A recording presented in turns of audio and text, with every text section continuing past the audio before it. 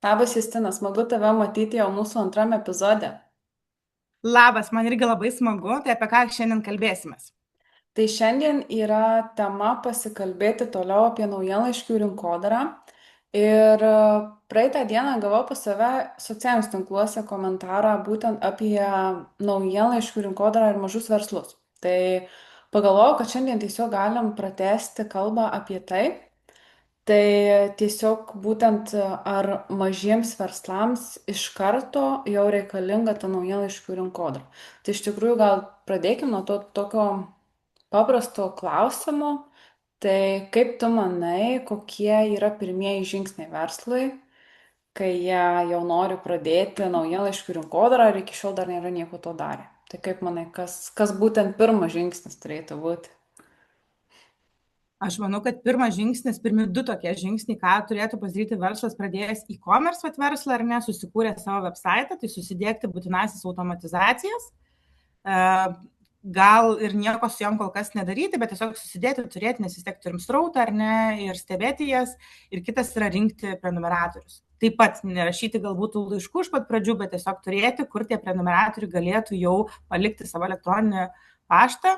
Ir vėliau tada tiesiog sudėlioti strategiškai tuos žingsnius, ką daryti. Bet tie žingsniai, aš sakyčiau, yra tokie nebe nice to have, o yra privalomi, nes pati žinai, kad kai jau sugalvoja daryti jau tą naujienlaiškių rinkodarą rimtai, tai va tie žingsniai yra tada, kada kaip susirinkti prenumeratorius, kaip su automatizacijom, tai turbūt automatizacijų čia tema yra dar atskira tema, galėsim turbūt kada pakalbėti, bet va kontaktų rinkimas yra tokia primiršta tema, ką nepagalvoja verslai nuo pat pradžių. Iš tikrųjų pritariu tau. Manau, kad šitas visas automatizacijas pasiliksim sekančiam kartui, sekančiai temai galėsim pakalbėti apie būtent automatizacijas mažam verslui, kokios jos reikalingos ir kokias ten galima pasidaryti. O šiandien tada būtent ir padiskutuokim nuo tos pirmos temos, to kontaktų rinkimų, nes lygiai taip pat, kaip ir tu, manau, kad čia pirmasis iš tų žingsnių, jau jeigu pradedi, tai pradėti nuo kontaktų rinkimo, nes galbūt pradžioje jų nebus masiškai daug ir manau, kad net ir mažas verslas, kai jisai yra mažas, jisai tikrai turi kur fokusuotis be naujienlaiškių siuntimų. Bet būtent ta kontaktų bazė, jinai jau turėtų prasidėti gana anksti, kad kai tos auditorijos jau bus pakankamai, tai kad tie naujienlaiškiai ir atsirastų. Tai turiu dar tavęs tokį klausimą, galbūt čia pasidalinsim labiau iš agentūros patirties. Tai, pavyzdžiui, kaip reikėtų pasirinkti būtent tą naujienlaiškių platformą mažam verslui. Mes pačios, tai agentūroje, su agentūros klientais dirbame su Omnisendu, nu tai yra nebe priežasties, mes pasirinkome jį, o ne kitą platformą. Aš kaip specialistė tikrai turiu patirties ir su kitom platformom, bet pavyzdžiui, galbūt iš savo patirties galėtai pasakyti, kodėl mums būtent buvo svarbus Omnisendas. Tai čia ne reklama Omnisendui, bet kodėl mes jį pasirinkome kaip platformą ir kodėl dirbam būtent su šia platforma. Jo, čia gal irgi dar viena tema, kada nors bus ir apie patį Omnisendą pakalbėti, turbūt plačiau, tai jeigu taip trumpai, aš manau, kad Indra, tu turi savo priežastis kaip specialistė, kuri dirba su platforma, aš turiu savo priežastis kaip e-commerce konsultantė, galbūt ar ne šitoje vietoje su Omnisendu, nes mano darbas su naujienlaiškių rinkodara yra suplanuoti kampanijas, ar ne, kitą mėnesį ir analizuoti buvusį mėnesį. Tai Omnisendas e-commerce duoda labai daug duomenų, kurie gali pasakyti, koks buvo praeitas mėnuo ir ką mes galime su tais duomenim padaryti ir efektyviai suplanuoti tas pačias kampanijas kitą mėnesį. Jeigu mes ir tų kampanijų neplanuojam, mažas verslas ar ne, kai pradeda savo online verslą ar ne, tai va, tas kontaktų rinkimas yra gana paprastas, ar ne, mes kuriamės website, susitvarkom, pasijungiam, susikuriam Omnisendo paskyrą ir tiesiog mūsų specialistas ar mes patys, jeigu kuriamės website, įdėgia mums Omnisendo įskiepį. Viskas, ar ne? Ir mes tada kaupiam tą kontaktų bazę, kai jau norėsim kažką daryti, o kai jau tikrai norėsim kažką daryti, mes jau turėsim ir duomenis. Ir tie duomenis yra tiesiog, na, iš to, kiek aš esu dirbus gal su mažiau platformų nei tu, Indra, ar ne, bet aš esu kaip pati savo, kiek, ar ne, dirbusi, pati rašiusi naujienlaiškus, ar ne, arba, nu, e-commerce verslams dažnai trūksta elementaraus kai kur matmens apie apyvartas, ar ne, kas irgi pasako, nes gali būti labai gerai atidaromas naujienlaiškis, bet ar mums užtenka, kad mūsų naujienlaiškį atidarys. Mes norim pardavimų, norim paspaudimų ar ne kažkokios tai kitokios naudos. Tai čia yra vienas iš tokių bazinių rodiklių, ar ne, bet yra ir kitų rodiklių, kurie ilgalaikiai perspektyvų mums pasako, jeigu vienas rodiklis yra blogai, bet galbūt kitas kažką pasako. Ir tie duomenys taip aiškiai šnekas ir Omnisendas tikrai patogus yra e-commerce'ui daug sprendimų padaryti. Galų gale ne tik tai ten duomenys, aš iš savo pusės ar nekalbu, bet ir iš tos, žinai, ką mes galim padaryti, ar ne, nes kiek agentūrų esam turėję ir strategijų, ar ne, arba įgyvendinimo, aš gal neminėsiu konkrečių platformų, bet jos tiesiog neleidžia vieno arba kito pakeitimo daryti, ar ne, ir tada automatiškai mes, kažko, ką sugalvojom, nebegalim padaryti. Tai aš manau, kad platforma turi leisti ir analizuoti, ir leisti padaryti tos sugalvotus dalykus, ar ne, savo naujienlaiškių rinkodarai, kuri yra efektyvus kanalas e-commerce mūsų verslui. Taip, iš tikrųjų teisingai pritarsiu tau dėl tų duomenų, nes tikrai mes ir turėjome klientų, kurie dirbo kitose platformose, bet vis tik tiesiog paskui nusprendė rinktis Omnisendą ir teko dirbti. Aš pati matau, kad net ir tie naujienlaiškiai tokie nesigauna, nes ten visokių techninių kitokių iššūkių jie turi ir negalim to padaryti, ką galim leisti savo su Omnisendu padaryti. Tai ne tik tie duomenys, mano nuomonė, bet ir šiaip pats iš vartotojo pusės, gal iš naudojimo to patogumo Omnisendas User labai, experience. jo, šito žodį norėjau pavartot lietuviškai. Tai jisai tiesiog yra paprastesnis, lengvesnis ir jame tiesiog greičiau pavyksta viską surasti. Tai man šitas dar labai patinka. Tai tas sprendimas yra priimtas ne veltui, man atrodo. Ir tada keliaujant toliau būtent prie tų kontaktų rinkimų formų, tai kaip manai, kur mažas verslas gali rinkti tuos elektroninius paštus, tarkim, tu pasidalink keletų iš savo pusės, aš tada papildysiu, jeigu turėsiu dar kažką, ko nepaminėjai. Tai aš iš tos praktinės pusės, kai kuriam elektroninę parduotuvę arba kai tenka audituoti elektroninės parduotuvės, man ar ne, aš dažnai matau, kad iš tiesų kontaktų rinkimo formos yra nepilnai išnaudotos, nes arba jos yra puslapio pabaigoje, tai yra footeryje ar ne, bet pripažinkime, žmogus retai, kada ten nuskrolina, nebent kažko tikrai kontaktų ieškos ar ne. Taip, tai yra reikalinga forma, arba jinai būna pirkimo metu, uždėkime varnelę ar ne, kad mes sutinkame prenumeruoti. Bet tuo atveju tada tai yra tik pirkėjams.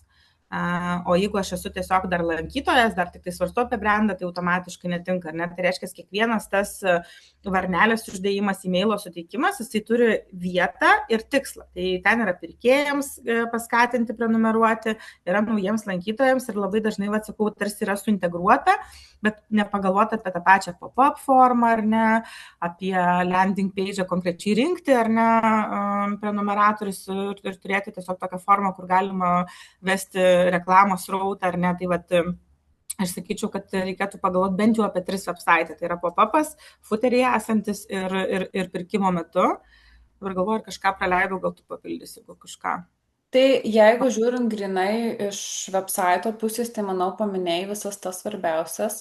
Kai kas dar gali siūlyti ten kažkokias specialias, nežinau, nuolaidas prekių ženklams, kurį vedė elektroninį paštą, ar testus, kai būna testai įvairūs, tarkim, žinok, mano odos tipą ar kažką tai vėlgi variantai, bet lygiai taip patgi prenumeratoriai, kontaktai gali būti renkami ir socialiniuose tinkluose, webinaruose, dalinantis priebius, tai čia gal daugiau pereinant į tą kitą mūsų klausimą, ką visgi galėtų arba kokie variantai yra pasiūlyti tam žmogui, kad jisai sutiktų atiduoti savo elektroninį paštą mainais. Žinom, kad tos standartinės tai yra pop-up formos su nuolaidomis, tai gali būti procentinė išraiška arba pinigų suma skirta nuolaida, bet kaip manai, kas dar galėtų būti tas lead magnetas, kaip taip pavadinant? Tai vienas iš momentų tai gali būti, kad ir paprastas pažadas, ar ne? Pavyzdžiui, pas mane, kai aš pradėjau rašyti naujienlaiškius, buvo pažadas kartą per mėnesį siūsti e-commerce naujienas ir tendencijas. ar ne, tai tiesiog be jokios tai nuolaidos, be kažkokio tokio, tiesiog toksai, va tiem, kams yra įdomu, nes tai yra edukacinis turinys. Bet tai yra tam tikra irgi specifika, ar ne? Tai nėra pardaviminiai laiškai, tai nėra e-commerce verslas, tai yra konsultacinis verslas ir ten yra, bet vėlgi, stiprus prekės ženklas, ar ne, kuris jau nebenori daryti nuolaidų, arba nuo pat pradžių sako, aš nedarysiu nuolaidų, jiem irgi tinka kažkoks tai pažadas. Aišku, nuolaida ir ką tu paminėjai, arba nuolaida tiesiog procentų arba eurais, tai jinai yra turbūt veiksmingiausia, patvirtinta, ar ne, ir tada tiesiog reikia pasižiūrėti, galima būti originalesniems, ten siūlyti ne 5, ne 10, o kažkokį ten 8, ar ne, bet vėlgi tai yra, kažkoks tai formatas. Toliau, aišku, yra, kaip tu jau minėjai, ar ne, kažkur kviečiami kažkokį webinarą ten rinkti, ar ne, tikrai daug kas taip susirenka, ypač paslaugų sektoriai, tai yra populiaru, ar ne. Tai tas pats landing page'as, kuris gali tą pačią nuolaidą siūlyti, dar galima būti tiesiog tokie prenumeratorių rinkimo, kad mes turėsime naujieną, ar ne, mes turėsime kažkokią tai naujieną, pavyzdžiui, tarkim, rugsėjai bus nauja kolekcija ir mes jau kokį rugpjūtį galbūt komunikuojam, kad bus nauja kolekcija, tai žmonės tiesiog nori sužinoti apie naują kolekciją, ar ne, tai mes tuo pačiu galim labai pasitikrinti, kiek aktuali tai mūsų auditorijai ta nauja kolekcija, ir dėl to jie prenumeruoja daugiau, negu ten Liepos mėnesį buvo tiesiog kokie nors 5% nuolaida, ne, čia irgi toksai. Čia gal toks jau, kai jau mes turim naujieną iš rinkodarą, kad mes galim nebijoti, kaitalioti ar ne tų pop-upų ir išsiūlyti įvairius tokius momentus, ir tavo paminėtas tas toksai freebis, irgi puikus lead magnetas, ar ne, kažką parsisiųsti mainais į elektroninį paštą tavo adresą, ar ne, aš tau duosiu kažkokį tai mini gidą, kažkokį tokį momentą, tai bent jau dabar tokie šauna į galvą. Čia turbūt galima būtų prigalvoti ir kokį paruošti, ir kokį gidą, kaip rinkti prenumeratorius ir prigalvoti, bet dabar tai, sakau, tokie populiariausi ir veiksmingiausi. Iš tikrųjų, vienas prekės ženklas irgi tiesiog renka prenumeratorius, kad paskelbtų apie savo naują kolekciją, būtent, ir čia aš matytų jo, ką mačius esu, ir būtent prenumeratoriai sužino pirmieji ir tiesiog tų kolekcijų neatskleidžia, kol nepaskelbė prenumeratoriams. Tai galbūt čia apie tą patį irgi šnekam, galbūt esi mačius. Jo, tai Vidinio trikotažo moteriškai. Naujo produkto įvedimas, brendo įvedimas gali būti, tai ta prasme, aš tikrai esu mačius ne vieną ir ne du tokius, kur Liepos mėnesį turėsim naujieną, ir tas vėlgi sukuria tokį, ar ne, kad aš būsiu pirmas, kuris žinosiu, galbūt tam naujieniškai bus kažkokia nuolaida, gal nebus, bet tam ir yra naujieniškai rinkodara, yra tam lojalumui, tai bendruomeniai kurti, tai jie tą ir daro, ar ne. Dar vieną prisiminiau, ko nepaminėjau, tai laimės ratai, ar ne, irgi toks efektyvus būdas, tas gamifikacija, žaidybinė forma, tai irgi dar šitą galim paminėti. Tai tie visokie būna tiesiog nuolaidos su interakcijom, visokiam interaktyvus, tiesiog nutrynimai, paspaudimai ir panašiai. Bet čia vėlgi priklauso nuo platformos, nes kiekviena ten turi tų savo variantų pasiūlyti. Šiaip tarp kitko, mes ir savo patirtį turim, labai norėčiau pasidalinti 2 atvejais. Tai vienas iš to, kai renka kontaktų formas mugėse, nes pardavinėja produktus, tai lygiai taip pat gali susirinkti. Ir dar vienas variantas, kai buvom logine, tai būtent prekės ženklas uoga siūlė nemokamus produktus iš to žaidimų aparato įsitraukti, bet mainais tu turėjai palikti elektroninį paštą. Tai iš tiesų man buvo toks kitoks variantas ir ten tikrai visada buvo eilė.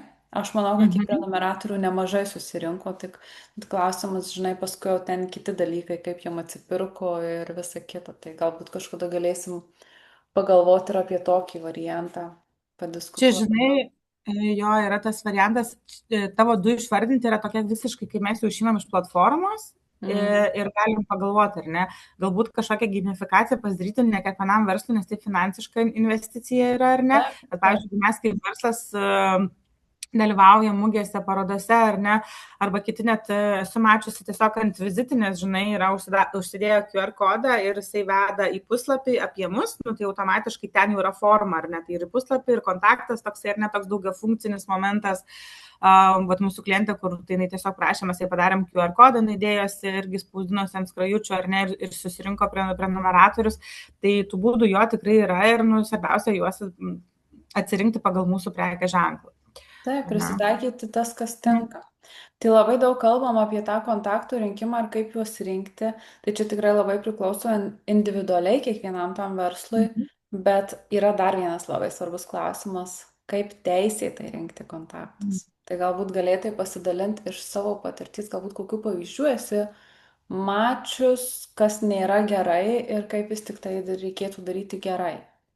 Norėjau sakyti, aš galiu pasidalinti, kaip nedaryti. Tai pirmiausiai, tai toks disclaimeris, kad aš nesu teisininkė ir ten teisės aktus visą laiką pasitikrinkit, pažiūrėkit, jie yra linkę keistis ar ne, bet iš esmės, kas svarbiausia turbūt yra suprasti, kad siuntimas naujienaiškio ar ne, tai yra rinkodara ir rinkodaros sutikimą mes turim gauti žmogaus laisva valia. Tai laisva valia, tai reiškia, už mane negali būti uždėta varnelė.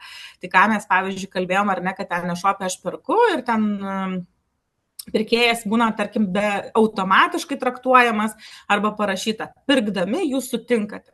Tai iš esmės, netinka tas pirkdami jūs sutinkate, nes tai nėra laisva valia. Taip, ten teisiškai galbūt ten kažkas, žinai, ginčytųsi, kad tu perki laisva valia ir taip toliau, toks išvedžiojimas, bet iš esmės tai turi būti uždėta ta varnelė laisva valia. Tai aš, pavyzdžiui, pateiksiu pavyzdį, ne, kad šiaip iš esmės dažniausiai yra dvi varnelės. Tai viena yra, kad aš turiu sutikti su pirkimo taisyklėmis, jinai irgi beje neturi būti uždėta už klientą. Patikslinu, kad būtent mes tai žinom, apie ką kalbam, bet būtent čekauto pirkimo lange. Taip. Jo, tai kai aš jau einu čekautą, ar ne, aš turiu sutikti su taisyklėmis, ar ne, ir tada aš sutinku prenumeruoti, ar ne, tai jeigu aš neuždedu varnelės, aš sutinku su taisyklėmis, tai užsakymas apskritai negali būti pradėtas, nes aš nesutinku, bet už mane negali jisai būti uždėtas jau automatiškai ir su naujienaiškių rinkodara aš matau, kad kartais ta varnelė būna jau uždėta, tai irgi teoriškai, jeigu jūs esate uždėję tą varnelę, tai traktuotųsi, kad jūs rinkote duomenis nelegaliai ir kaip ir naudoti jų negalite ir tada reikėtų iš naujo tų kontaktų perklausti turbūt, ar jūs sutinkate, kad būtų naudojami. Tai čia toks vienas iš būdų, ar ne? Gerai, o tarkim dabar, kai yra pop-up forma arba embedded forma puslapio apačioje, ar ten užtenka parašyti, kad tiesiog jūs sutinkate gauti prenumeruoti, ar vis tik turėtų atsirasti tas checkboxas su varnele? Tai mes esam turėję ir situacijų, ar ne, kad gal galite nedėti to checkboxo, ar ne, tai geriausias variantas yra, kad atsiranda tokia varnelė, aš dar įrašau savo vardą, tą pavardę, kokį ten mailą, ar ne, tada aš uždedu tą varnelę, sutinku ir su kuo aš sutinku, turi būti detalizuota, ar ne, ten spaudžiu mygtuką irgi ten galbūt ar sutinku, ar ten prenumeruoju, taip toliau, ar ne. Ir jeigu ten nenorim, kad būtų, nes manom, kad per daug žingsnių klientui, tai vis tiek turi būti tada suformuotas kažkaip teisiškai sakinys, kad spausdamas prenumeruoti, aš sutinku ten, žodžiu, prenumeruoti ir gauti reklaminius arba rinkodarinius elektroninius laiškus. Tada tu suformuluoji, kad ta laisva valia yra įrašymas ir mygtuko sutinku. Tada jau turbūt jau teisingiausia, turbūt gal neprenumeruoti spausto, ten sutinku, tarsi, kad paspaudė mygtuką sutinku. Tai kažkaip galima keisti tą sistemą, bet, vėlgi, jeigu aš uždėsiu tą varnelę, toks yra teisingiausias būdas. Tai va, aš sakyčiau, kad čia, nes čia ar apatinė ta juosta embedded apačioj, ar iššokantis pop-upas, ar tas pats landing page'as, kuriame yra ten tiesiog prenumeruok ir gau kažką, arba netgi aš kai suku ratą, ar ne, aš sutinku, nes kai aš išsuksiu ratą, aš turėsiu gauti gal kažkokį tai laiškelį, ar ne, ir po to jau vėl prasidės visa naujienaiškių rinkodaros seka. Naujienaiškiai, tai tas sutikimas turėtų būti duodamas laisva valia. Tai vat, to tokio,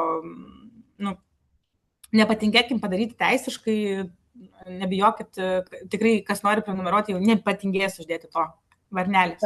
Taip, tiesa. Tokį klausimėlį turiu kitą. Man atrodo, tu turi patirties ir žinai ir galėtai atsakyti, o kas grėsia, jeigu nebus? Jeigu aš neuždėsiu, neužsirašysiu, kokios baudos būna, jeigu pamato?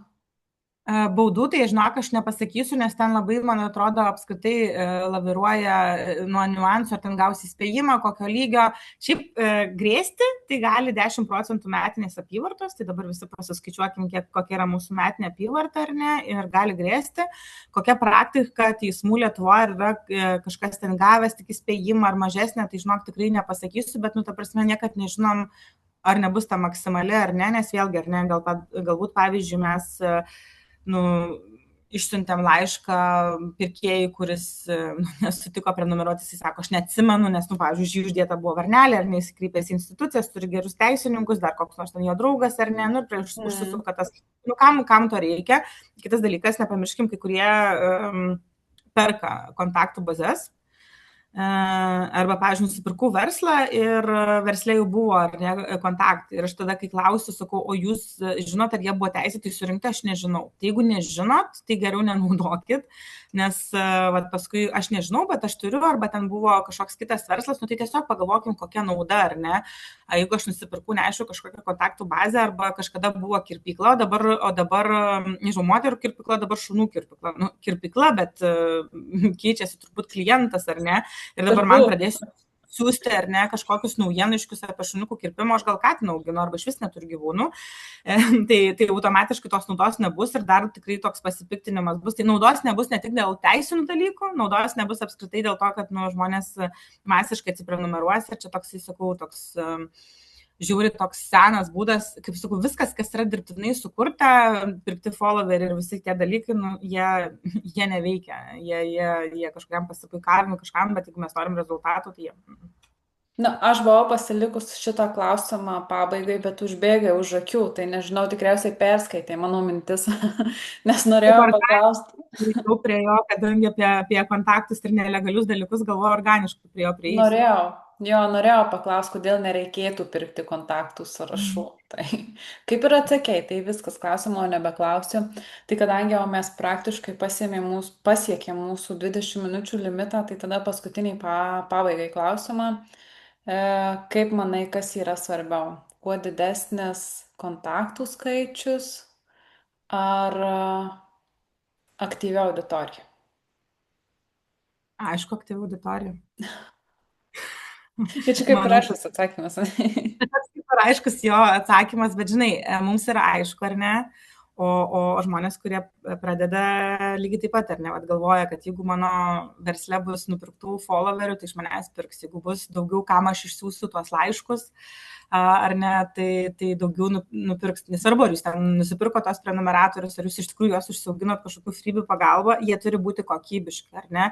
Ir man atrodo, kad tu neveltui panaudoji žodį kontaktai, nes kontaktai tai nebūtinai yra prenumeratoriai. Nu, čia jau turbūt gal detalesnėms kitoms temams, jeigu kažkam kils klausimų, tai parašykit, bet šiaip ten irgi klasifikuoja, ar ne, nes kontaktas yra ir tas, kuris atėjo puslapį ir sutiko su tavo taisyklėmis, ar ne, bet tu jam naujienaiškius jūs negali, nes jis nėra prenumeratorius, ar ne, jeigu taip trumpai, čia galima diskutuoti. Čia apie automatizacijų gal padiskutuosim dar kitą kartą. Tai šiaip iš tikrųjų gal galėčiau, jau ten pertraukiau, norėčiau papildyti dėl šito, nes, pavyzdžiui, yra skirtumas, kai mes turim 10 000 prenumeratorių ir aktyvis ten 3 000 ir turim 3 000 prenumeratorių ir aktyvus visus 3, tai vėlgi jis skiriasi ir ta rinkodara, ir pardavimai, ir visa kita. Taip. Aš tai dar turiu vieną klausimą tau. Tu mane šią klausinį. Paskutinį. Tai aš tau užduosiu klausimą, ar ne, kadangi tavęs klausia, ar mažiems verslams apsimoka, tai tu iš praktikos, ar ne, kadangi rašai daugam naujienlaiškius, dėgi automatizacijas ir dėlioji ir pačias strategijas, ar ne, ir ateina ir su labai nedaug, ir su daug.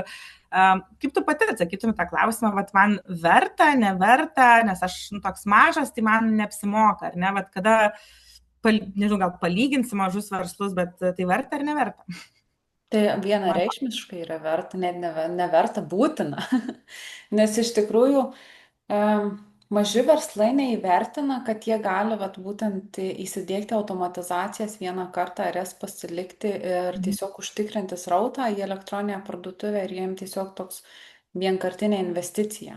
Tai tiesiog man atrodo, kad turi išnaudoti, bent jau kol esame maži, pradėti rinkti tuos kontaktus, kad kai jau jie užaugs, galėtų išnaudoti tą naujienlaiškių rinkodarą pilnai, bet automatizacijas, tai man atrodo, nuo pat pradžių reikia pasidaryti ir turėti ir iš karto jau rinkti tuos duomenis ir ypatingai segmentuotis tą auditoriją, jeigu tai manoma daryti nuo pat pradžių.